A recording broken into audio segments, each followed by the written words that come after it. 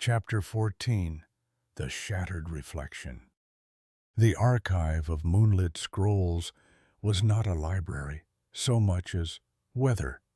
Light drifted in sheets, and words formed wherever water chose to remember. Mira guided Eldan onto a glass causeway above a circular pool banded with coral. "Stand," Mira said. "The archive looks back before forward." Eldan peered in. His face blurred. The pool widened. Forest, mountain, sea. 3 reflections slid around him. 4 windows in one frame. "Ask," Mira said. "What is the Whisperer?" The pool darkened. A clean tone rose through the stone. Pictures braided across the surface. The world unseamed. One river of light running through root, rock, wave, and mist.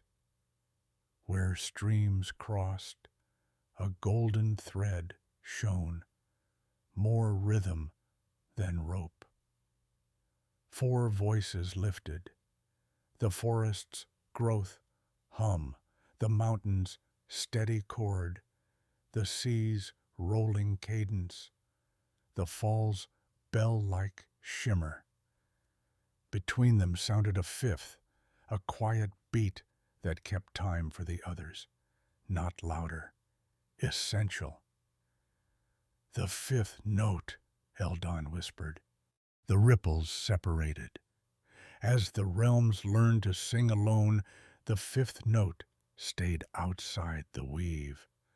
When pride and fear pulled the worlds apart, that beat, unwoven, kept sounding by itself. Mira's ears angled in sympathy. "An echo without a wall," she murmured. "A rhythm with no dancers." The 5th note walked borders, trying on shapes. A hush in a grove, a pause in a mine, a calm sea under stars. Sometimes it soothed, sometimes it hungered for larger rests, long silences, halted work, emptied squares. Mercy, it thought. Mercy for the tired. "It became the Whisperer," Eldan said. "Not by malice," Mira answered, "but by loneliness." Images flickered, twig-tails cracked square, rock-tails webbed crystal, fur floats contrary tides. Beneath each, the 5th note pressed down as if smoothing a wrinkled cloth. "Peace," the water voiced. "Only peace." Eldan felt nights he'd wanted to stop moving. He remembered Melly's warm kitchen, Lyra's laugh when the storm listened.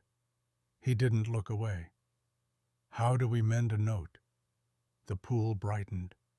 A gardener humming to roots, a ram lowering his hammer, a fleet singing in weather. Each time the 5th note aligned for a breath, then slipped. "It cannot return while the thread lies thin," Mira said.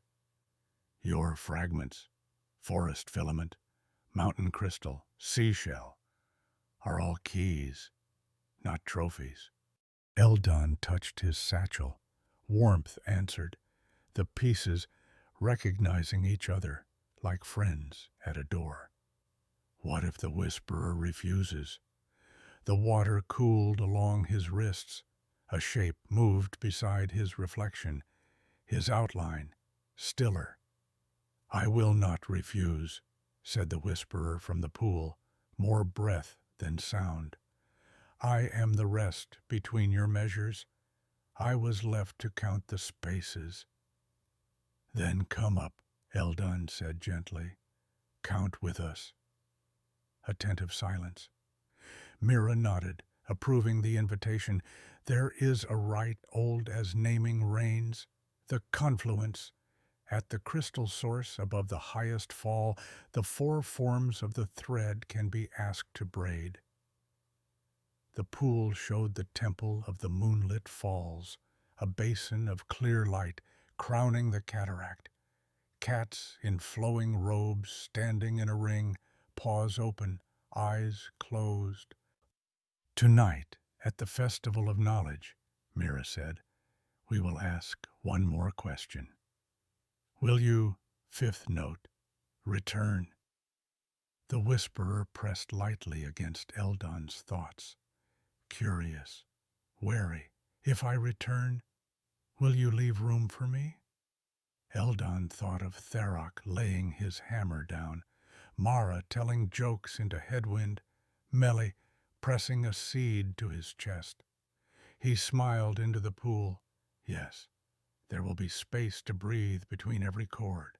Then we prepare, Mira said.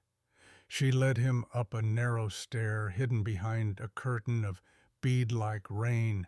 Jars of caught fireflies lit the climb. On each landing, a cat waited. A British shorthair tied a reed and shell cord at Eldan's wrist. A Maine Coon gave him warm lotus tea. A Sphinx elder pressed her brow to his in a silent blessing. Why the cords? Eldan asked. So the water can find you if you forget yourself. They emerged at dusk onto a terrace open to sky. The highest fall, spilled in slow silver. At its lip, the crystal source glowed, a shallow bowl of liquid light. Cats of the blush lotus kingdom took their places in a wide circle. No drums, no flutes, only shared breath. Eldan stood at the rim, Mira at his side. He opened his satchel and set out what he had carried. A filament threaded in bark from Twigtail's roots, the golden blue crystal from Rocktail's heart, the seashell from Furfloat's sea. 3 sentences about the same idea. One more fragment, Mira murmured. Your own. I've nothing left. You have listening, she said, touching his temple, the rarest light. Far below, the first city lanterns winked on above. A single star dared the blue. Somewhere within the fall, a bell woke without being struck. Eldan looked into the source. His reflection steadied and widened.